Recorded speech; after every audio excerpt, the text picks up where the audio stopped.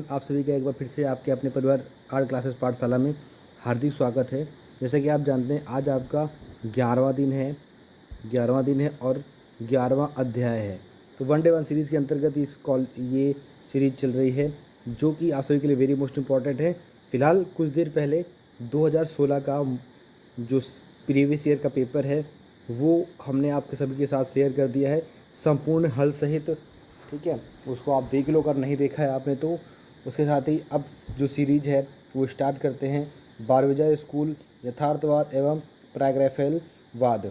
इसके बारे में सबसे बताने से पहले आपको बता दें, जो लोग अगर परिवार में नए हैं, अगर सदस्य जुड़ना चाहते हैं तो यूट्यूब चैनल को सब्सक्राइब कर लीजिएगा आर्ट क्लासेस पाठशाला को, और वीडियो को लाइक कमेंट्स और शेयर कर दीजिएगा। सबसे पहले बताएंगे आपको बारविजा स्कूल का, जो 19वीं सदी के पूर्वार्ध चित्रकारों का एक ऐसा दल जो पेरिस के निकट फोंटेब्लो नामक जंगल के पास बारविजा नामक गांव में दृश्य चित्रण के उद्देश्य से पहुंचा था। उनमें थियोडोर रूसो, दोबिन्नी और मिले व कोरो प्रमुख थे। इस गांव के नाम पर ही इन कलाकारों को बारविजा चित्रकार के नाम से संबोधित किया गया।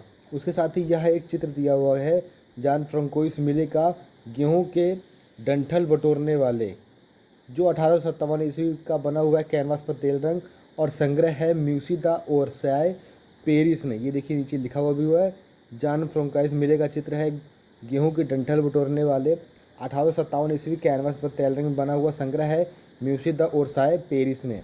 उसके साथ ही अगर हम बात करें आगे तो यह स्कूल 1830 से 1870 ईस्वी तक सक्रिय रहा।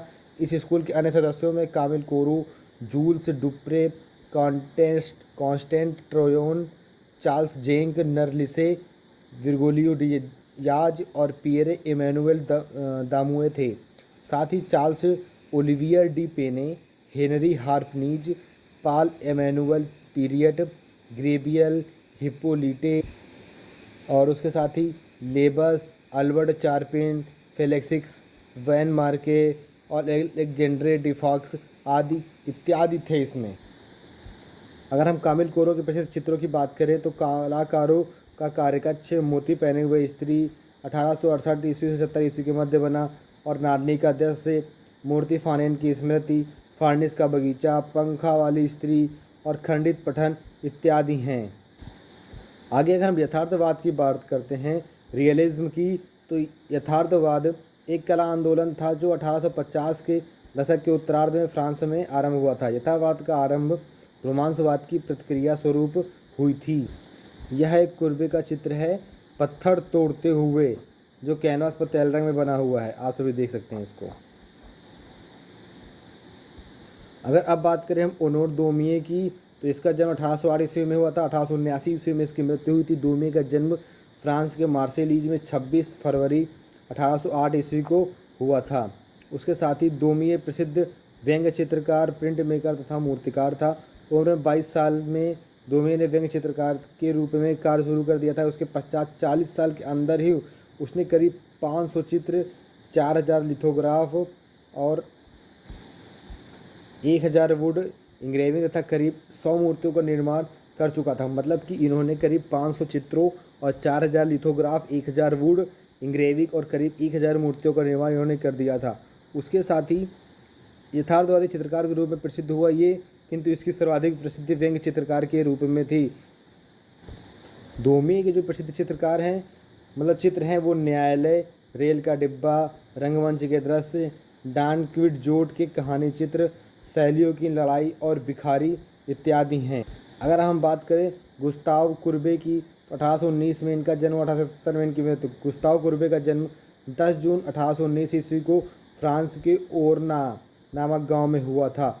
उसके साथ ही यह एक चित्र है गुस्ताव कुर्बे का, ओरना का दफन संस्कार। यह कैनवस पर तेल रंग में चित्रण में है। 1849 से 1850 ईस्वी के मध्य बना, जो संग्रह है म्यूसी द ओरसाय पेरिस में।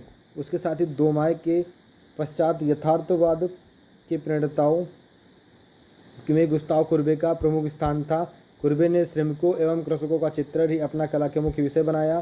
तत्कालीन समाज का यथार्थ चित्रण करने के कारण उसे शैतान और विद्रोही कहा गया। कुर्बे के कुछ प्रसिद्ध चित्र निम्नलिखित हैं, जैसे ओरना का दफन संस्कार, चित्रकार का कार्यकक्ष, नमस्ते कुर्बे महोदय, पत्थर तोड़ने वाले, कुत्ते के साथ चित्रकार कुर्बे 1844 ईस्वी में, और आत्मचित्र मतलब सेल्फ पोर्ट्रेट 1841 ईस्वी और आरना का भोजन इत्यादि है। उसके साथ ही अगर आगे बढ़ते हैं तो प्रखलवाद बंधुसंघ जो है उसके बारे में चर्चा कर लेते हैं, जो वेरी मोस्ट इंपॉर्टेंट हो जाता है यूपीटीजीटी पीजीटी के लिए। अगर हम बात करें तो इसकी, तो 1840 ईस्वी के पश्चात इंग्लिश कलाकारों के एक दल ने दृश्य कलाओं में सुधार करने के लक्ष्य में जिस आंदोलन का सूत्रपात किया वह प्रखलवाद के नाम से विख्यात हुआ। उसके साथ ही प्रखलवाद की स्थापना सन 1848 ईस्वी में विलियम हालमैन हंट ने 1827 जो 1910 ईस्वी के बीच के हैं उन्होंने की थी। इस चित्रकार का विश्वास था कि महान कला पुनर्जागरण से पूर्व तथा रैफेल से पहले ही। द लेडी ऑफ सलोन 1888 ईस्वी अंग्रेजी चित्रकार जॉन विलियम वाटरहाउस का एक प्रसिद्ध चित्र है। तैल रंगों में कैनवास पर बना यह चित्र वर्तमान में टेट गैलरी ब्रिटेन में सुरक्षित है। उसके साथ ही अगर हम आगे बात करें तो बीटा ब्रिटिक्स पी रैफेलाइट कलाकार डांते ग्रेफिल रोजेटी द्वारा 1664 ईस्वी से 1870 ईस्वी के मध्य तैल रंगों से कैनवास पर बनाई गई पेंटिंग है। यह पेंटिंग भी वर्तमान में टेट गैलरी लंदन में सुरक्षित है। अगर अब हम बात कर लेते हैं वेरी मोस्ट इम्पॉर्टेंट पॉइंट की, तो सभी लोग नोट करिएगा। चलिए पहुँचते वहाँ महत्वपूर्ण तथ्य जो वेरी मोस्ट इम्पॉर्टेंट हो जाते हैं आप सभी के लिए। जो सम्मान शास्त्रीय कला में मानव कृति को प्राप्त था वही सम्मान आधुनिक चित्रकला में दृश्य चित्रण को किसे जाता है, तो फ्रांसवा मिले को जाता है। बाम्बिजा स्कूल तथा दोमी आदि ने चित्रण का विषय बनाया ग्रामीण निर्धनों तथा सर्वहारा वर्ग के लिए। उसके साथ ही किसने भवनों आदि को प्राकृतिक दृश्य के एक भाग के रूप में बहुत दूर पृष्ठभूमि में अंकित किया था, तो वह पिसारो ने किया था। दोमी के रेखा चित्रों को देखकर किसने कहा था कि इस कलाकार के भीतर माइकल एंजेलो छिपकर बैठे हैं, तो बाल्जाक ने कहा था। और यथार्थवाद का मुख्य चित्रकार कौन था, तो कुर्बे था। किस आधुनिक कलाकार ने अपनी स्वतंत्र एकल प्रदर्शनी आयोजित करने की परंपरा आरंभ की, तो कुर्बे। और किस कलाकार ने निर्धनों के प्रति अपार संवेदना युक्त चित्र बनाए, तो दोमिये ने। और कुमारी का लड़कपन चित्र किसका है, तो वो है रोजेटी का। तो ये आज आपका बामिजा स्कूल यथार्थवाद और प्रखलवाद समाप्त होता है। जिन लोगों ने अभी तक आर्ट क्लासेस पाठशाला परिवार को सब्सक्राइब नहीं किया तो प्लीज़ वीडियो को चैनल को सब्सक्राइब कर लीजिए, बेल आइकन दबा के लाइक कमेंट्स और शेयर कर दीजिए। साथ ही साथ फिर से बता रहे हैं आपको, जिन लोगों ने चैनल को सब्सक्राइब नहीं किया तो प्लीज़ चैनल को सब्सक्राइब कर लीजिए और वीडियो को लाइक कर लीजिए। साथ ही साथ वीडियो को ज़्यादा से ज़्यादा शेयर कर दीजिए और कमेंट बॉक्स में अपने कमेंट्स दे दीजिएगा। साथ ही आप सभी को ये बता दें कि कल फिर से मॉर्निंग के 11 बजे के आसपास आप सभी के लिए 2017 का या नेक्स्ट ईयर 2016 के नेक्स्ट ईयर का जो एग्ज़ाम है उसका प्रीवियस ईयर का सॉल्व पेपर आ जाएगा। आप सभी लोग इंतज़ार करिएगा, 12 से पहले आ जाएगा, उम्मीद है आप सभी को। ठीक है, मिलते हैं कल ऐसी एक नई वीडियो के साथ अध्याय 12 पे, ठीक है, जिसका नाम है आपका प्रभाववाद। ठीक है ना, मिलते हैं कल इसी टाइम। तब तक के लिए नमस्कार, जय हिंद। आप सभी लोग अच्छे से तैयारी करिए और एक सीट पक्की करिए।